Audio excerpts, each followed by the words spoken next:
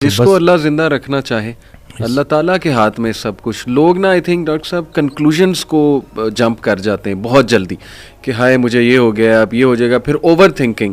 Future آپ نے دیکھا ہی نہیں, آپ کو پتہ ہی نہیں آپ نے کل زندہ رہنا ہے کہ نہیں رہنا ہے. اتنی فکر اگر ہم نے آخرت کی ہوتی, اللہ تعالیٰ کو فیس کرنے کی ہوتی تو زندگی پتہ نہیں اس کا رزلٹ ہی کچھ اور ہوتا. تو آئی تھنک کنکلوژنس کو ریچ نہیں کرنا چاہیے. It's too early to reach to conclusion. Doctor بھائی کوئی خدا تو نہیں ہے نا. ڈاکٹر نے اگر آپ کو ایک بات کہہ دی ہے تو ٹھیک ہے, اس نے اپنے نالج کے مطابق کہہ دیا, لیکن اصل میں شفا دینے والی ذات اللہ ہے, چلانے والی ذات اللہ تعالیٰ ہے. کئی لوگ ہیں ڈاکٹرز کہتے ہیں جی آپ کو تو ہو ہی نہیں سکتا, لیکن یہ کہ بہت سی چیزیں انہیں ہو جاتی ہیں موٹیویشن کے through. But main thing is کہ کنٹرولنگ دی انگزائٹی. بالکل, کہ آپ نے نا بس راضی رہنا ہے اور اپنے آپ کو بزی رکھنا ہے اور پازیٹیو لوگوں میں بیٹھنا ہے. اچھا, دقت لوگوں کی طرف سے ہوتی ہے. اور اس دن میں ایک جملہ مجھے بڑا اچھا لگا کہ کسی کی فطرت جاننے کے بعد اس سے جھگڑا کرنا بھی اس پہ ساتھ ظلم کرنا ہے. جب آپ نے ایک بندے کو دیکھ لیا کہ وہ انگزائٹی سے گزر رہا ہے اور آپ بجائے سے کہ اس کو بولو کہ ڈرامے کر رہے ہو, اس کے ساتھ بیٹھو. وہ کسی نے اس دن حضرت سے پوچھا کہ کیا غیر مسلموں کو بھائی کہہ سکتے ہیں, تو جواب دیا کہ پہلے بھائی کو تو بھائی کہہ دو, پہلے بھائی کو تو بھائی کہہ دو جو تمہارے ساتھ ہے. صحیح, باقیوں کی تو چھوڑو نا, کیونکہ سارا پوچھا ہی ان کا جانا ہے پہلے. صحیح بات, کہ آپ کے جو اپنے قریبی رشتہ دار ہیں, تو یہ رشتہ دار جو ارد گرد کے ہیں ان کا بڑا رول ہے. اگر ایک بندہ آئسولیٹ ہو گیا ہے تو طریقے سے اس کے ساتھ بیٹھیں اور اس کو وہی فی الحال سنائیں جو وہ سننا چاہتا ہے. پہلے اس سے تعلق بنا لیں, پھر آہستہ آہستہ. جیسے میرے پاس ایک بچہ آیا اس دن, وہ ڈرگز لیتا ہے, تو میں نے وہ پوری اس کی جو ہے جب پوری کاؤنسلنگ میں نا میں نے ایک دفعہ بھی جو ہے یہ چیز نہیں چھیڑی. صحیح. اور ان کی وہ مدر بار بار بول رہی کہ یہ ایسا ہے, یہ ایسا ہے. تو خیر میں نے اس بچے کو باہر بھیجا اور میں نے ان کی کہا کہ میں نے ایک دفعہ اس بچے کو بولا, میں نے کہا آپ کیوں بار بار. صحیح بات. میں نے کہا وہ اس سے نفرت نہ کریں, وہ آہستہ آہستہ چھوڑ دے گا, فٹنس کی طرف آئے گا, ایکسرسائز کی طرف آئے گا, ڈائٹ کی طرف آئے گا, نکل آئے گا. جی تو یہ بس یہی ہے نا کہ لوگ جو ارد گرد کے رشتے دار ہیں وہ بھی بڑا کام خراب کرتے ہیں. وہ سمجھتے نہیں ہیں اگلے کو, ایسے ہی اور بس دھتکار دیتے ہیں. پھر جو اگر آپ نے اپنے گھر سے ہی آپ کو سوشل سپورٹ ہی نہیں ملی اگر آپ کو, تو ظاہر ہے پھر بڑا. تھوڑا سا اگر آپ سے پوچھنا چاہوں اف یو آر کمفرٹیبل کہ وٹ کلکڈ فار یو, آپ نے کہا کہ آپ نے کافی عرصہ انگزائٹی فیس کی, وہ سنگل چیز یا وہ چلے نمبر آف تھنگز جو آپ کے لیے کلک کی, وہ کیا؟ جسے میں اپنا بدترین دور سمجھ رہا تھا وہ بہترین دور کا آغاز تھا. اچھا. پہلے ہوا میں اکیلا, کیونکہ میں نے ایک ڈیسیجن لیا, سب نے چھوڑ دیا, ٹھیک ہو گیا. اتنی آئسولیشن تھی کہ, اور پہلے بالکل مجھے اللہ کی رحمت سے میں نا امید ہو گیا تھا اور مجھے لٹرلی وہ سوسائڈل تھاٹس بھی آنا شروع ہو گئے. تو اسی دوران میں ایک ویڈیو سن رہا, تو اس میں وہ اللہ نے کسی نہ کسی کو بہانہ بنانا ہوتا ہے, وسیلہ بنانا ہوتا ہے. تو وہ قاسم علی شاہ صاحب کی نا میں سن رہا تو ایک ویڈیو, تو اس میں انہوں نے کہا کہ حضرت واصف علی واصف رحمۃ اللہ علیہ. تو میں نے ویسے ہی نا میں نے سرچ کیا, تو پہلی ویڈیو جو سامنے آئی وہ تھی غم. تو اب وہ میں نے کلک کی, کیونکہ اب وہ جیسے میں نے کلک کی تو اس میں الفاظ یہ تھے کہ غم میں غم دینے والے کو یاد رکھنا, یاد رکھنا تیرے رب سے سب سے قریبی رشتہ سجدے کا ہے اور اس سے بھی قریبی رشتہ آنسوؤں کا ہے. آنکھ میں آنسو ہیں, سر سجدے میں ڈال, نام محمد آہوں میں, دیکھ یہ غم تجھے کیسے سرفراز کرتا ہے. یہ وہ موتی ہیں جو تجھے تیرے مقام سے آشنا کریں گے. غم سے گھبرانا نہیں ہے, غم کو ریڈ کرنا ہے. وہ حدیث شریف نہیں سنی کہ جس باپ نے 3 بیٹیوں کو پال پوس کے بڑا کیا اور رخصت کیا, یعنی کہ رخصتی کا غم برداشت کیا, جو 3 دفعہ, کیونکہ جتنی پیاری بیٹی ہوگی اتنا بڑا غم دے کے جائے گی. تو جو 3 دفعہ اس غم سے گزار دیا گیا, اگلا مقام اس کا رسول اللہ صلی اللہ علیہ وسلم کے ساتھ ہے. تو غم تو تجھے اللہ کے قریب کرنے آئے, یہ شارٹ کورس ہے. اب میرے لیے جو میری تنہائی تھی وہ میری سب سے بڑی سپورٹ اس لیے بن گئی کہ مجھے کوئی ڈسٹریکٹ کرنے والا نہیں تھا. پھر میں نے اور سنا, پھر میں نے اور لوگوں کو سنا, پھر میں نے اسی طرح سے یوتھ کلب, اسی طرح سے طه ابن جلیل, سارا. اکثر جب وہ جو تھا جو لاسٹ جو ہمارا ہوا تھا تو اس میں نے انہی کی سنی باتیں انہی کو سنا رہا تھا. تو بس لیکن دیکھیں نا کہیں سے بھی اگر, اور ان سے بھی جب پوچھتے تھے نا جیسے کہ آپ کے لیے ہم کیا کریں, تو انہوں نے کہا کہ میرا یہ پیغام لوگوں تک پہنچاؤ کہ یہ جو ہم عمل سے خالی ہو گئے ہیں نا, وہ علم جو عمل سے خالی رہ جائے اس کا بھی پوچھا جائے گا. صحیح بات. تو کرنے والے کام ہے, کر ڈالو. ہمارا سب سے بڑی خوش فہمی ہماری یہ ہے کہ ہمارے پاس ٹائم ہے. ہم انفارچونیٹلی آخری سانس کو موت سمجھتے ہیں. بچپن مر گیا, جوانی مر گئی. جوانی تو ہاتھوں سے ایسے نکل جاتی ہے جیسے مہندی کا رنگ, ٹھیک ہے. اور پھر جب آپ کو پتہ چلتا ہے تو آپ اس بڑھاپے میں ہو, اور اب آپ جب ماضی میں دیکھ رہے ہوتے ہو کہ کہیں میں اب کیا لے کے جا رہا ہوں اللہ کے پاس, تو یہی ہے کہ یہی وقت ہے.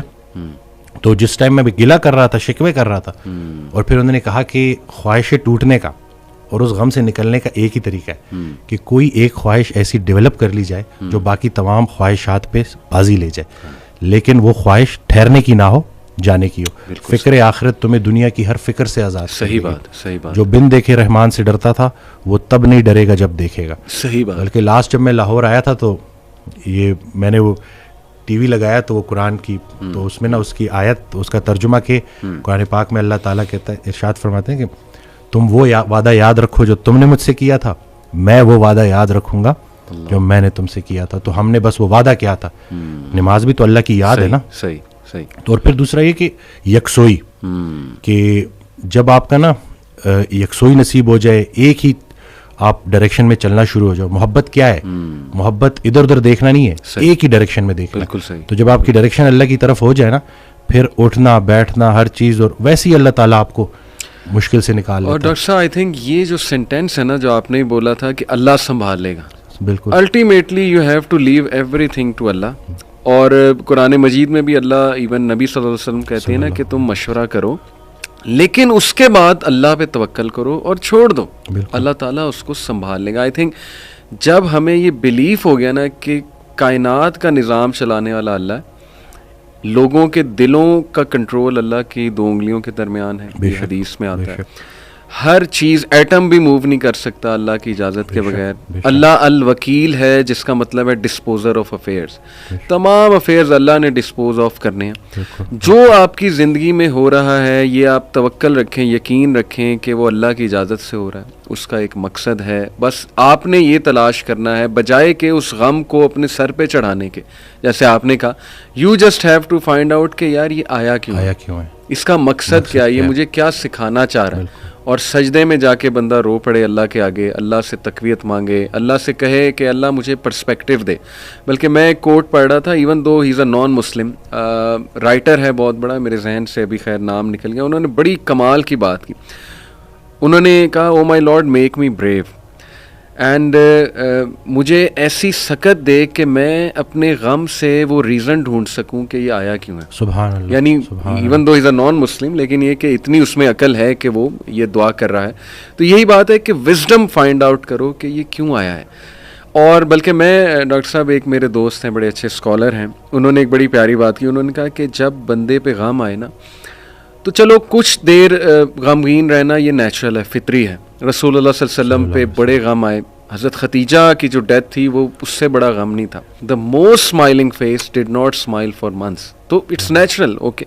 لیکن وہ رک نہیں گئے, ایسا نہیں تھا کہ وہ آئسولیشن میں چلے گئے, یا ایسا نہیں تھا کہ سارے کام ٹھپ ہو گئے. کیونکہ میرے دوست نے کہا کہ دیکھو جب ہم ٹھپ ہو جاتے ہیں نا, یہ پیسو شکوہ ہے اللہ سے. اتنی تو ہمت نہیں زبانی رب سے شکایت کریں, لیکن یہ کہ ہم ٹھپ ہو کے دکھاتے ہیں کہ جی بس میں تو راضی نہیں آپ کی رضا میں, انڈائریکٹلی تو ہم یہی کہہ رہے ہیں. انہوں نے کہا جو لوگ غم میں کھڑے ہو جاتے ہیں نا, ان کا دل نہیں کر رہا صبح اٹھنے کا, بستر پہ پڑے رہتے ہیں. آئی ایم شیور آپ بھی ایسی کنڈیشن سے گزرے ہیں کہ اٹھنے کا دل ہی نہیں کرتا, ہمت ہی نہیں کہ جی بندے کا دل کرتا ہے میں سویا رہوں, ریالٹی میں آؤں ہی نا, مطلب ریالٹی سو بیڈ. لیکن اس وقت جو اٹھ جاتا ہے نا, یقین کریں, جو ہمت پکڑتا ہے, اللہ کا نام لیتا ہے, آئی تھنک یہ اللہ کو وہ یہ میسج دے رہا ہے کہ اللہ میں راضی ہوں, بالکل, بس اب آپ چلائیں مجھے. صبر بھی, بلکہ میرے پاس پیشنٹ آئے تو میں ان کی میں نے کہا آپ نے صبر کرنا ہے, تو کہتے کر رہا ہوں نا. میں نے کہا کہ صبر تو ایسے کرنا ہے کہ دوسرا بندہ اپنی پریشانی بھول جائے. صبر ایسے آپ نے ڈیفائن کرنا ہے کہ دوسرا آپ کے پاس آئے اور آپ, کیونکہ یہی صبر ہے. بالکل ایسے. اب آپ کو میں دیکھ رہا ہوں آپ نے اپنے آپ کو چور چور کر دیا. اور باقی ایک اور بات کہ اپنے آنسوؤں کو لوگوں کے سامنے رائے گاہ مت کرنا, کیونکہ ان آنسوؤں کی خریدار رحمت پروردگار ہے. تو ان کے سامنے بہاؤ اور پھر دیکھو کہ کیا ہوتا ہے. اور باقی ایک کویسچن بہت سارے لوگ نا مجھ سے کرتے ہیں انگزائٹی سے ریلیٹڈ, کہ ہمیں لگتا ہے کہ ہمارے بعد ہمارے بیوی بچوں کا کیا ہوگا. تو میں یہ کہتا ہوں کہ حضرت کہتے ہیں آڈیو میں کہ جو انسان یہ سوچتا ہے کہ اس کے مرنے کے بعد اس کی بیوی بچوں کا کیا ہوگا, اس کا ایمان نامکمل ہے. اس نے پالنے والے کی پالنے والی صفت پہ ایمان ہی نہیں لایا. اللہ اکبر. جن کے لیے پوری کائنات بنائی, ان کو یتیمی اور غریبی سے گزارا, ان کو ماں باپ نہیں دیے, آپ کو دے دیے. اللہ اکبر. ہم شکر کے مقام کو گلے میں کنورٹ کر دیتے ہیں. صحت بھی ہے, زندگی بھی ہے, اور کب تک ہے کوئی نہیں جانتا, اور جب تک ہے وہ کوئی چینج نہیں کر سکتا, تو پھر ابھی کیوں پریشانی لیتے ہیں؟ کیا ان بچوں کو ہم پال رہے ہیں؟ صحیح بات, کیا ہم خود کو پال رہے ہیں؟ کیا ہم اس قابل ہیں؟ بے شک. قد پہ حد کا پہرا, صحت پہ بیماری کا پہرا, اور اتنے پہروں میں پیدا کیا ہوا انسان چاہتا کیا ہے؟ آزادی. تو یہ کر کے دیکھ لے. صحیح بات. ڈاکٹر صاحب جسٹ ٹو وائنڈ اپ, کیونکہ ہمارا یوتھ کے ریلیٹڈ کام ہے, تو آپ نے کل میری آپ سے بات ہو رہی تھی, آپ نے ایک بڑی آئی اوپننگ بات کی. آپ نے کہا کہ ہم نہ ہی مینٹلی, نہ ہی فزیکلی, نہ ہی اسپرچولی اپنی یوتھ پہ کام کر رہے ہیں, اور ہم ایک بہت کمزور جنریشن چھوڑ کر جا رہے ہیں. تو what is your message for the youth in particular, کیونکہ مینٹلی بھی, ایموشنلی بھی, فزیکلی بھی, آپ کی بات ٹھیک ہے, ہم ایک کوئی طاقتور جنریشن نہیں چھوڑ کے جا رہے. دیکھیں اصل میں بہت چیلنجنگ ہے, لیکن ان بچوں کو یہ سمجھنا ہوگا کہ ابھی چونکہ عمر ایسی ہوتی ہے. اس دن بھی ایک کوئی ہارٹ بریک ہو گیا تھا, تو پراپر نہ صحیح ڈپریشن میں, تو میں نے اس کو کہا کہ ہر اس انسان کا شکریہ جس نے میری آنکھوں کو آنسو دیے, یہ آنسو مجھے اللہ کے پاس لے گئے. اس انسان کا سب سے بڑا تحفہ یہ جدائی ہے جو تجھے اللہ کے پاس لے کے جائے گی. لوگ کیا کرتے ہیں, یہ جو غیر اسلامی تعلقات, اسی طرح سے غیر شرعی چیزیں, یقین جانیں آپ جتنی مرضی دیکھ لیں سکون نہیں ملے گا آپ کو. اور یہی جو آپ کی گروئنگ ایج ہے نا, اس میں آپ کے ہارمونز بھی آن پوائنٹ بہترین ہے. اسی عمر میں آپ نے اسپورٹس میں انڈلج ہونا ہے, آپ نے پراپر طریقے سے ڈائٹ کا خیال رکھنا ہے, اور سب سے بڑھ کر یہی لرننگ ایج ہے, اس میں آپ نے سیکھنا ہے. اور جیسے جیسے آپ ایک قدم بڑھائیں گے, اللہ کئی گنا زیادہ آپ کے قریب آتا جائے گا. اور یہ ٹرائیڈ اینڈ ٹیسٹڈ چیزیں, مجھے یہ بچپن میں سکھایا گیا تھا کہ صرف شہرت, دولت اور یہی چیزیں ہوں گی تو بس یہی سب کچھ ہے, کیونکہ ہم ادھر ادھر یہی دیکھ رہے تھے. لیکن سب کچھ ہوتے ہوئے بھی انتہائی بڑا خلا تھا جو پورا نہیں ہو رہا تھا. تو ہم تو چلیں, وہ کہتے ہیں اگر سیدھی طریقے سے اللہ کے راستے پہ نہیں آتے تو اللہ گھما کے لے کے آئے گا. تو ہمیں تو بہت سی چیزوں سے آپ نہیں گزریں گے انشاءاللہ ان چیزوں سے.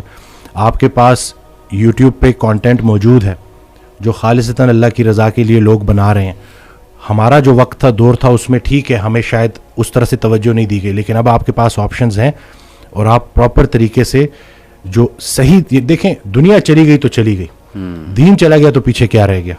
تو میں کہتا ہوں کہ دنیاوی تعلیم میں جتنا عبور حاصل کر سکتے ہیں کریں, لیکن اللہ کو بیچ میں رکھنا ہے. صحیح بات. اور دوسرا یہ کہ فائدہ بخش ہونا ہے لوگوں کے لیے, کہ آپ کی ذات سے لوگوں کو نفع ہو.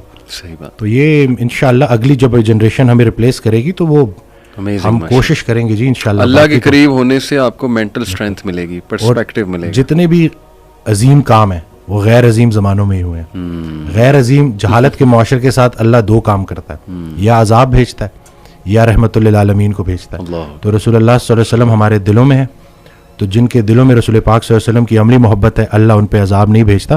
تو نیگیٹو نہ سوچا کرے پتہ نہیں ملک کا کیا ہوگا, نہ یہ چیزیں آپ نے بگاڑی ہیں. صحیح بات.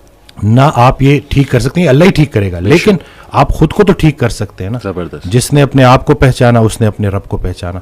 تو اپنے آپ سے آپ آشنائی حاصل کر لیں اور دیکھ لیں کہ آپ کا انٹرسٹ کیا ہے. بالکل صحیح. جو بھی کام کریں انٹرسٹ سے کریں, اور اس میں حصہ لوگوں کا رکھ دیں کہ لوگوں کے کام آئے آپ, تو باقی انشاءاللہ کامیابی ہے.